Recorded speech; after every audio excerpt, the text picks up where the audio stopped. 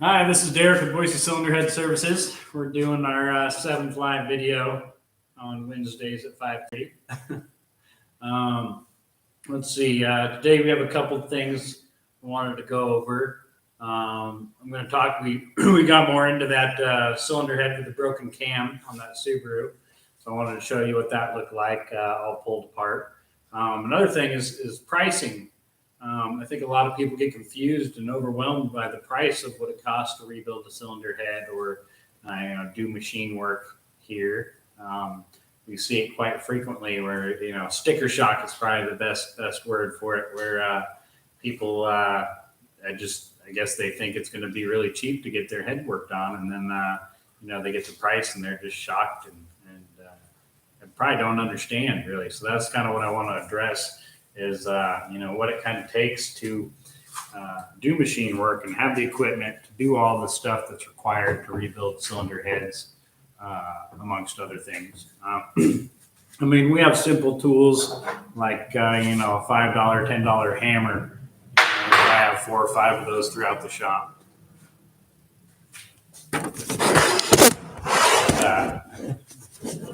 We have impact guns, $100 each, probably 75 roughly. Drills, all the drill bits that we break, from time to time. Little measuring gauges that go down to the tenths of 1,000 or tenths of an inch, 10,000ths of an inch. These things are pretty expensive. This one right here, I think it was like $140 or something like that.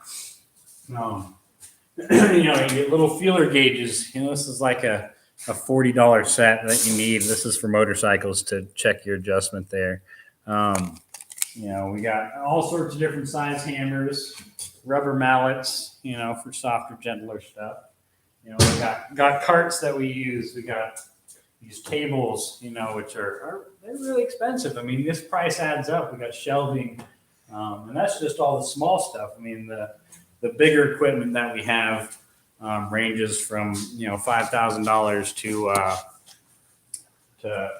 like this seat and guide machine.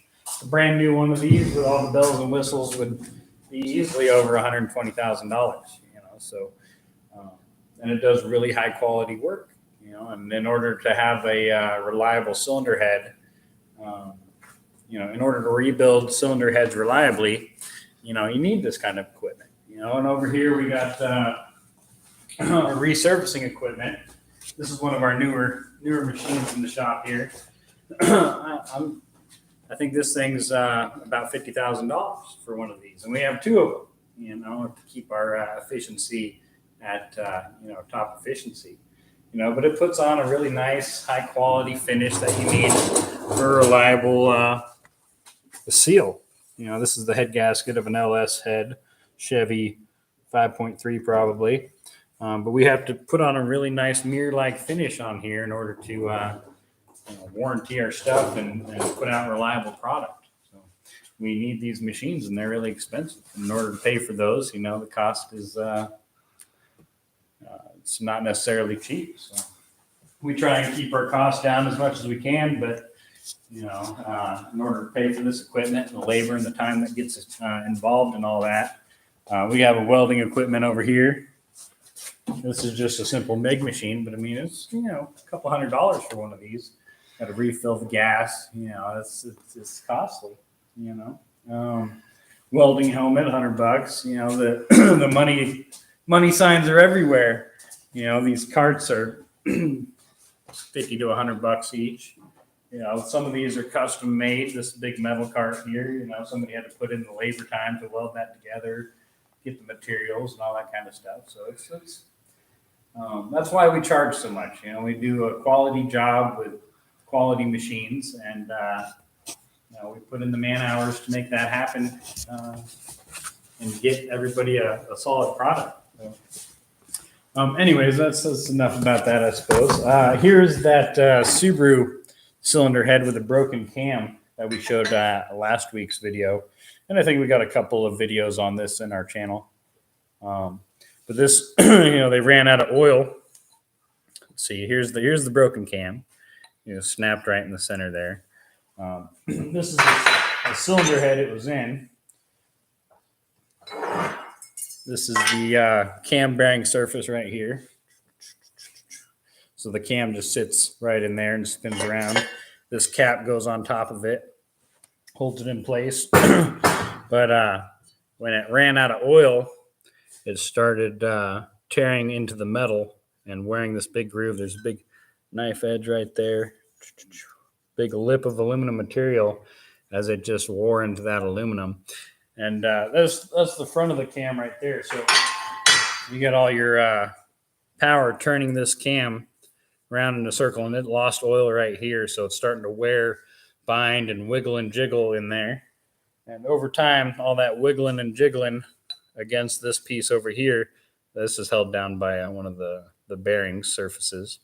And so this piece is just trying to wiggle. And this piece over here is held solid. So over time, that little wiggle jiggle finally allowed it to break in half there. And that's where we saw that issue is once that finally broke, caused a misfire and dramatic damage to the cylinder head. You can't reuse that cylinder head there. And back to kind of pricing, once you have something damaged like this, you got to replace it. And the cost of replacing those things is pretty expensive. Oh, but yeah, we see that rather frequently. Damage like that, cracks in cylinder heads.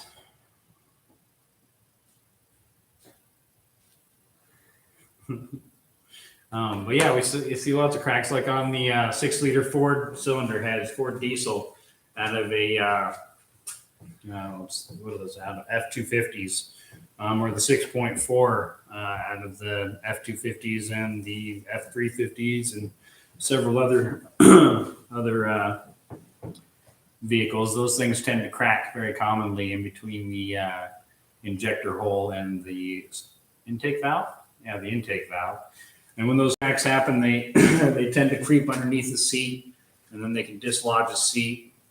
And if a seat dislodges and goes into the combustion chamber or hangs a valve open and breaks apart, you could damage your cylinder head, needing to replace that. You could damage your block, your lower end, your piston, your crankshaft. I mean, it can just grenade that whole area there, and that's that ain't a cheap fix. So if you see a crack in the cylinder head, usually you see a bill that's pretty high up there. I mean, to replace those cylinder heads, you're looking at about $2,400 for a set of those. But I mean, your other option is to take the risk, and that risk could lead to extreme damage to your block and engine. That would be way more costly. I mean, the long block on something like that, I'm not even sure what one of those would cost, but definitely more than a set of cylinder heads would. That's for sure. Let's see here. What else do we got going? We got, that was the tip of the iceberg as far as what we have around here. Its cost and its purpose. We have torque wrenches and all sorts of tools that just really adds up quickly. Oh, let's see. We got this Yamaha YZ450F that we're working on. That kind of relates to what we're talking about. We had one of these valve heads break off right here.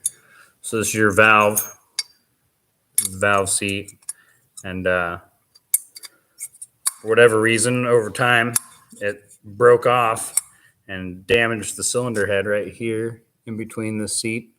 And so luckily we were able to save this one. It wasn't as bad as a crack or anything like that, but we did have to cut out the old seat and replace it with the new seat on both this intake valve seat and the exhaust seat right there. So we had to cut that whole thing out. It looked just like this one pretty much. Had to cut this little metal ring out all the way, we have to use our Rottler seat and guide machine to do that. I'll get a seat example so I can show you what that looks like.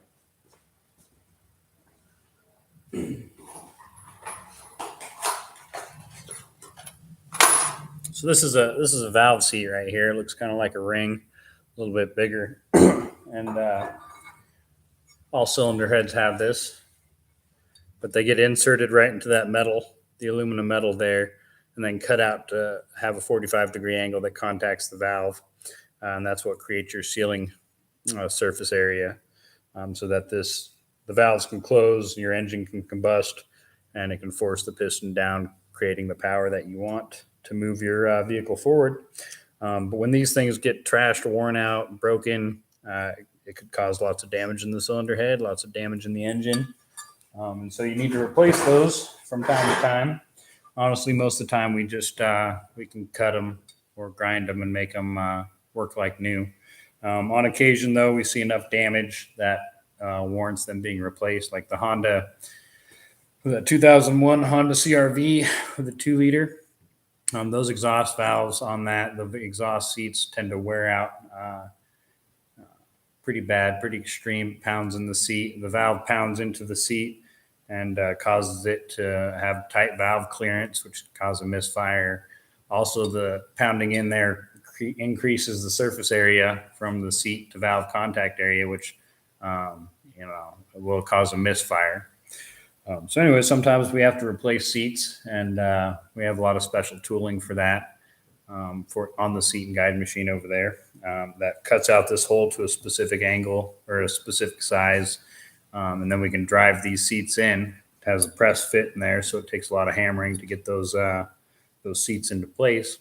And then once those seats are into place, we have to go back in and cut them down to fit the profile that we want for the valve to seat contact. And then once we get that done, the seal's proper, and we can finish, resurface the head and finish assembling it, and it, will run good at that point.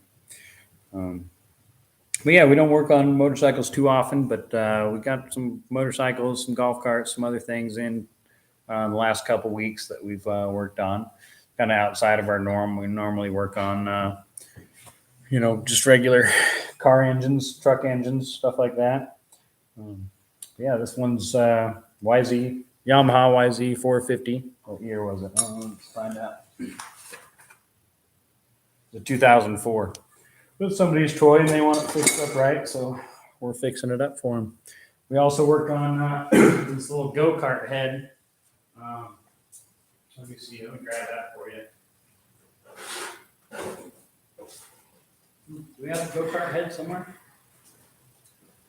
I think we got our guy working on it. Those ones, to put something that tiny in our resurfacing machine, takes a lot of know-how and finesse to clamp it down there without it just flying off to the side. But yeah, I really want to show you this GoKart head because it's really tiny. And we work on really large things, like say this Cummins diesel head, 6.7. Got on one of our metal carts. I mean, the length of this thing is probably about 4 feet, 3.5 feet or so. And it probably weighs about 150 pounds fully assembled.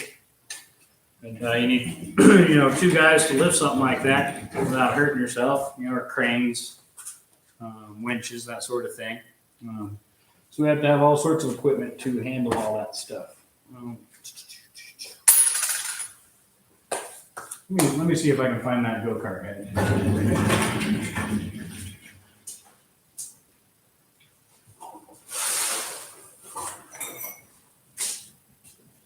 This isn't a GoKart head, but it's another motorcycle that we're working on. I think I talked about it last week. But this is a Honda CRF 230, 2-valve. And it's a lot simpler than the those are pistons. It's a lot simpler than the YZ450. This only has 2 valves here. It's kind of got a hemispherical design like the Harley Davidson heads. But all these motorcycles have pretty specialized parts that are a lot more difficult to get than automotive parts. The guides you have to special order. They're a little more expensive than car guides, but you got to pay to play. And these are toys. Recreational vehicles that are not 100% necessary for anyone's life usually in most cases. But this one should be a pretty easy build. There's not much wear to it. It just was letting a little bit of air flow by the valves, which isn't good, causes a misfire or lack of power. So we're just refreshing this one up. But yeah. Let's see.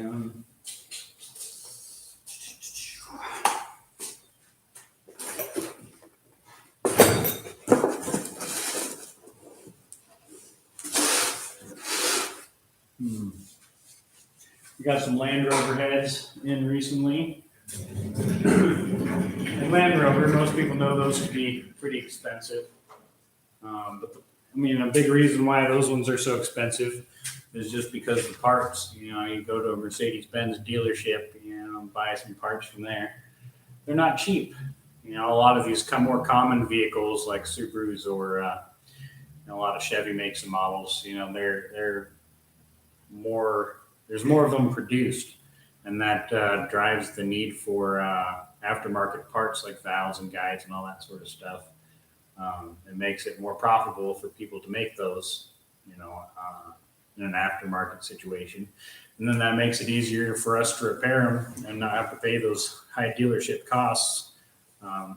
Some valves, we've seen some valves for $50 to $60 per valve on a 16 valve engine, and that's some Land Rover stuff, Lexus stuff.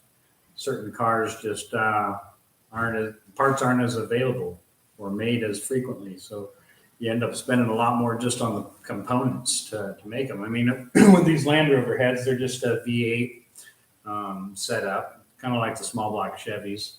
But the parts are 3 to 4 times more expensive than any small block Chevy would be.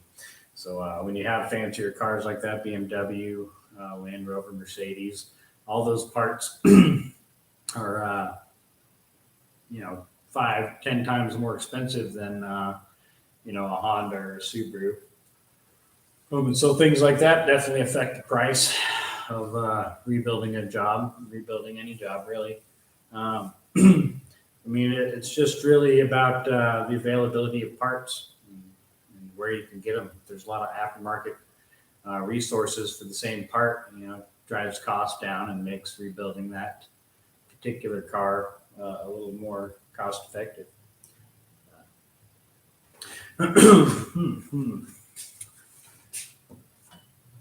right, give me a minute. I'm going to find that. Let's find that little GoKart head.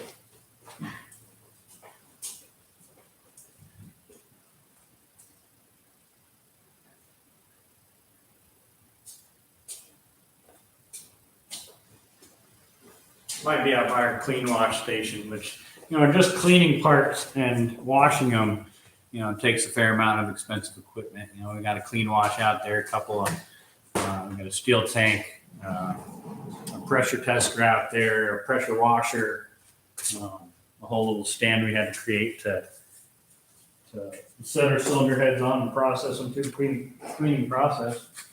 But the chemical to fill those tanks, is it wears out and gets old, so we got to replace that every couple of weeks. We have to drain out all the gunk and dirt and refill it with new fresh chemical. And it's another expense that we have around here. Not to mention labor costs and all this labor time that we get involved in these cylinder heads. It's not that box over there, is it?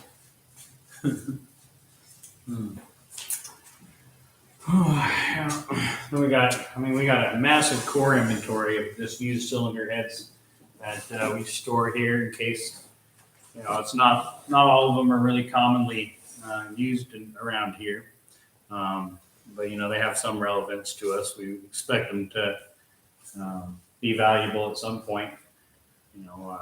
So we have walls lined with core worn down cylinder heads more than broken. But whenever the time comes and somebody needs that vehicle cylinder head, we can pull one off our shelf and rebuild it for them. So there's a little bit of cost of storage there, and also the time to rebuild those heads, get the parts, and make a solid product.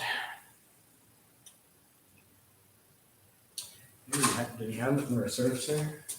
No, down. Yeah, I don't know. I'm running out of ideas.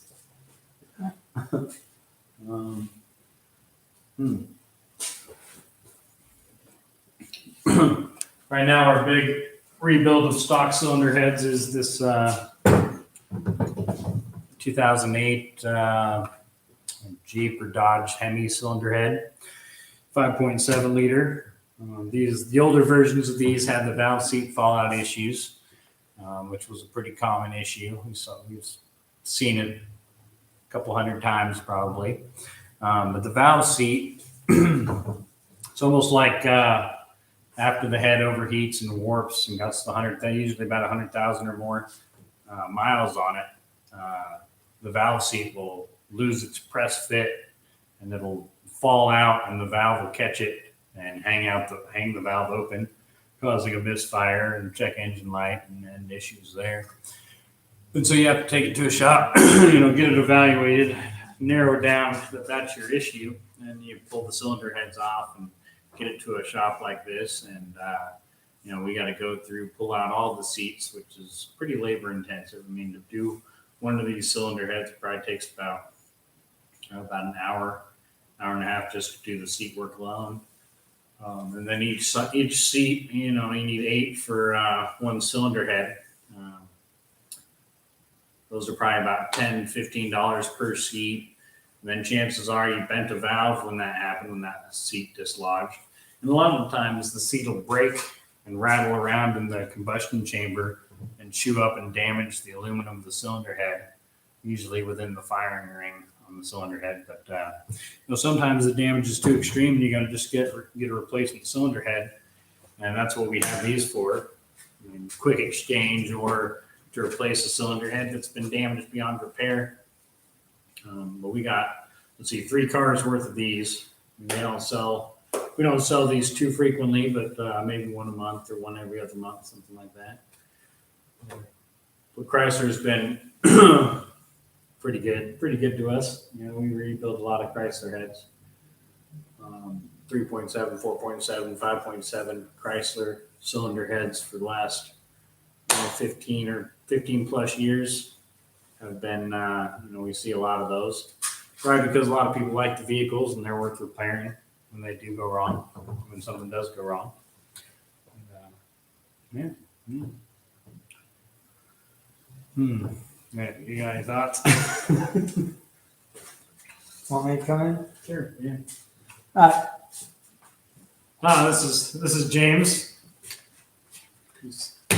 I work here at Boise Cylinder Head too. I'm usually behind the camera though, so yeah, this is my first time being in front of the camera on this particular thing. But yeah, I mean, this is the guy to go through tech-wise. And the thing is that we want to add value to this channel, and that's why your comments, even if you're not watching us live right now, if you could at least go ahead and comment below. And feel free to comment in any language. You don't have to comment in English. We have a lot of fans all over the world, which is great. And we're really appreciative of all the people that have subscribed so far. And if you haven't already, we really hope you will.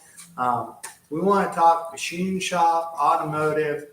That's what this channel's about. What I do here at Boise Cylinder Head is basically run the front desk, and I'm behind the camera on the YouTube channel. We're always trying to come up with ideas. We really love your support there. Really recently, we had a giveaway, and it was to 1,000 subscribers. By the gracious of all of you out there watching right now, we've already surpassed that, and nobody really entered. So we will be having a follow-up video and another giveaway because things moved a little bit quicker than what we were anticipating. But yeah, I mean, and we love that we have fans all over the world. I know you're probably in countries where you may not have a machine shop or what we do here, or that, or maybe if you are here in the States and you want to get this kind of work done, maybe you have some fear or you want to try to do it yourself. I think Derek showed you several different ways of why you shouldn't do it yourself and really have a professional. Just like you wouldn't go in and do surgery on yourself. At least I hope not. But, right? Yeah. I mean, it's a specialty field. It really is. And, honestly, for me, I'm non-tech. I'm not the tech here. to see these heads come in the rough shape that they are and then leave in a whole different format than what they were is almost like miracle or like. So, it takes a lot of know-how, a lot of training, and a lot of work to make that happen. Yeah. And a lot of trial and error has happened here. Some new stuff that we haven't dealt with before. There's a fair amount of getting time to get to know and understand new cylinder heads and their issues and what it takes to repair them. And a lot of people might think doing it from home would be a lot more cost effective, but in a lot of cases you end up making it worse than it was to begin with. And that ends up when we get something like that, it makes it harder on us to repair the cylinder head, which rises the cost and makes it more costly for the repair. Nobody likes that, that's for sure. Exactly. And I mean, we have a recent video where a guy tried to do his own guide work and stuff. And, it went from something he could probably brought in for maybe a little over $1,000 or so. And now it's costing him all, what, $3,000? Yeah, I think it's up to 3,000. Yeah. So But a lot of that was some performance work, but I mean, a fair amount of that was just because he tried first and messed things up, And we've done a lot of things here, and we've learned our lesson on a couple of things. And that's kind of the benefit of doing this for a living is that we see a lot of stuff day in and day out. And when we do have an issue, we can use that issue to prevent it on different jobs. We're a little more educated in the future on how to deal with that. And if you're at home and never done that, cylinder head work or engine repair on your own before, you don't have any of that trial and error experience, and chances are something's going to go wrong because there's a lot of fine-tuned details when it comes to rebuilding engines, cylinder heads, and that sort of thing. So unless you have somebody who's trained and been doing it for a while, it's more than likely going to cause more problems than it's going to fix. That's for sure. And I think the thing I like most about our machine shop is that we're very in depth and we want to put out a quality product. And would you agree that there are some machine shops that half-ass it, to put it bluntly? Yeah. And I mean, there's even mechanics that claim to do machine work, and they're the people that are probably using a sanding board on your resurface instead of sending it to a machine shop with expensive machines that can put on a nice premium surface. They're going to use some sandpaper and kind of half-ass it in order to make it work, and probably charge somewhat similar pricing as if they were to have taken it to a shop. I mean, not all machine shops are created equal, that's for sure. I mean, there's a lot of things that were done in the past, in the 50s and 60s, and the equipment from those times that just doesn't do the same work that newer equipment does. And so if you're living in the past, we hear that a lot, living in the past, pricing wise and machine wise. You might be doing a 1950s quality job on a 2015 head, and that's not going to turn out very well. You got thinner oils, you got smaller tolerances, you have to be more precise in order to get a solid repair on that. And I know for sure that a lot of places that claim to be machine shops don't have that equipment and are still living in the past and working with that older stuff. So, I mean, yeah, the thing might run for a little while if you're like a car lot dealership or something. And you just want it to run for 1,000 miles and get you by. If you just sold it and it ran for 1,000 miles, yeah, sure, that's probably going to work out for you. It's going to be a bummer to be the customer buying that car, but that's what we strive for here, is to put out a product that's going to last for as long as we can make it last using our precision equipment. It gives us all the advantages we need to make valves wear out in the proper way and see this thing last 50, 100,000 miles. And hearing that from customers when they come back after 7 or 8 years and say, hey, you rebuilt my engine, we got it back in the car, we've gone 100,000+ miles on it. That's some great stuff to hear. It really makes you feel good about yourself and the work that you do if you can put together a quality product that can last like that.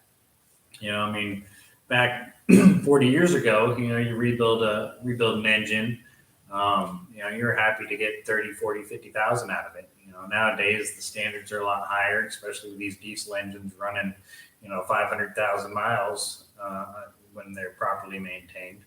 The goals are higher. The precision that we put out there has to be just that precise, and anything less than that, you're going to have sour results, over time.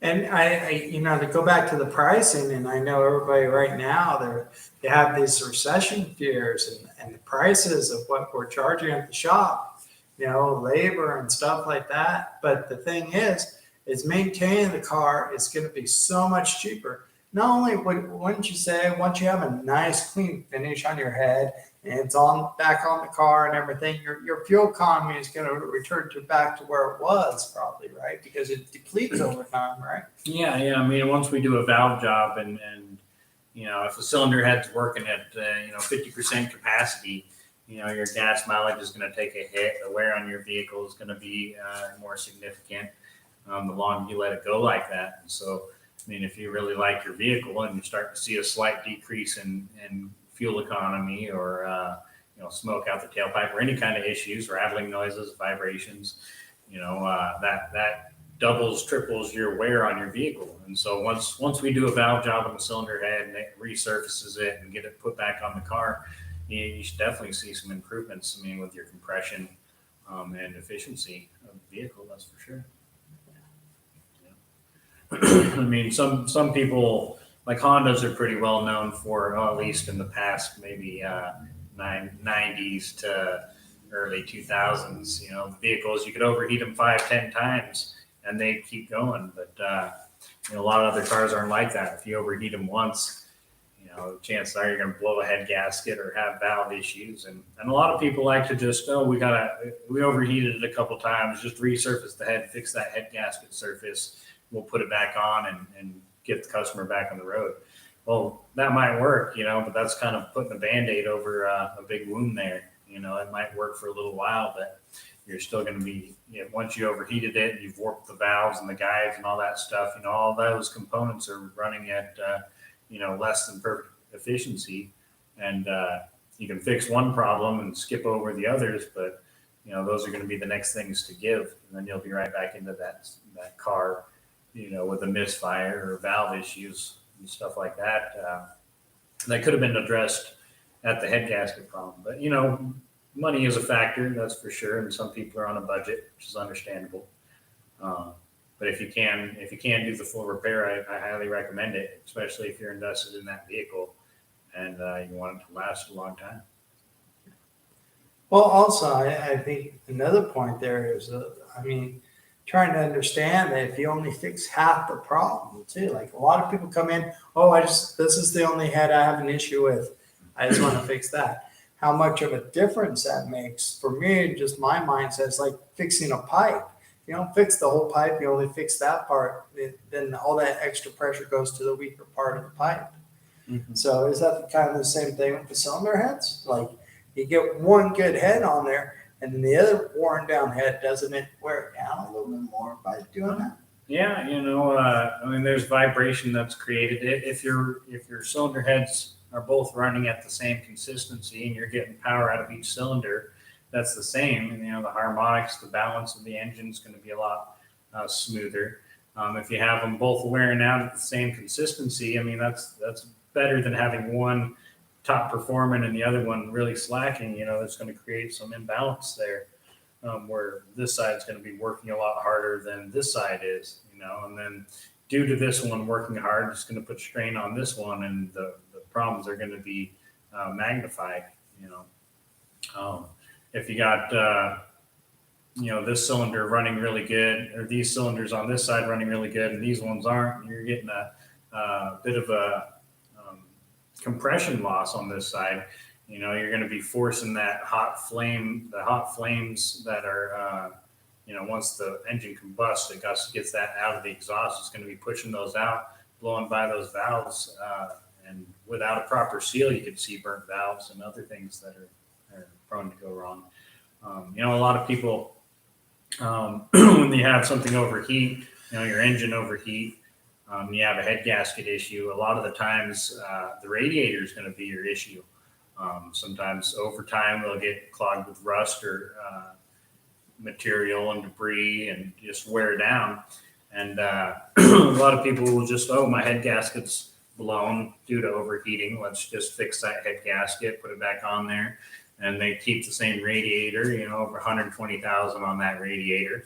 And they think that just fixing the head gasket is going to be their solution. But without fixing the whole radiator system, a lot of times you're going to cause your car to overheat again, and you'll be right back in there, a couple weeks, couple months, whatever, with another blown head gasket because you didn't solve the root problem. It's always best to understand the root problem going in, because if you don't understand that, you're just going to be right back at it in a very short period of time. So, what about the scenario, like I just said, where you replace one head? Let's say we replaced one head, all new valves and everything, and this is a GDI engine. And the other side's not replaced because you have the issue of valve coking, right? Mm-hmm. So how does that affect the compression and that? If you have one that the valves aren't coked up at all and stuff, and it's brand new valves, is that going to make any difference in the engine, you think? Well, so the valve coking definitely affects flow. And when that valve coking gets knocked off, over time, it's just like sticky glue that's sticking to the valve. So, if you cleared it up on one side and you didn't clear it up on the other, over time, that stuff's going to chip off and it's going to hold the valve open. It's going to damage the seat or the valve contact area, causing low compression. It also can scar your cylinder walls and mess up your rings in the block. And without clearing out that valve coking, you're just going to, over time, it's just going to create a bigger issue where, one side's not going to have that problem. The other side, there's high potential for it to do that. So. And blocks are pretty resistant, aren't they, in most part? The blocks tend to hold up longer than the cylinder heads do in most cases. Yeah. So taking care of that cylinder head kind of helps protect the block in a way, right? Yeah. Especially with valve coking on direct injection engines. There is, this has been a thing for a long time. If you got, 200,000 on a gas engine on the block side of things, and the cylinder heads are really worn out, and you go through and you replace the cylinder heads or refresh the cylinder heads. Sometimes the bottom end of the block, like the rings have seen 200,000 miles on it, and they might seem to be in okay shape when you're pulling the heads off. And then when you refix the cylinder heads, all that, they're sealing properly now. You're getting 100% seal on the cylinder heads. Sometimes that added pressure from new cylinder heads can actually blow out the old worn out rings, and then you'd be right back in there fixing the block as well. So it's always a good idea to understand how worn out your bottom end is when you do a cylinder head replacement or rebuild, because sometimes that a perfect running cylinder head is going to put more pressure on the worn out parts of your block. And so depending on the mileage and depending on the wear and how it's been treated and maintained, it might be a better decision just to refresh the block as well as the cylinder heads. Yeah.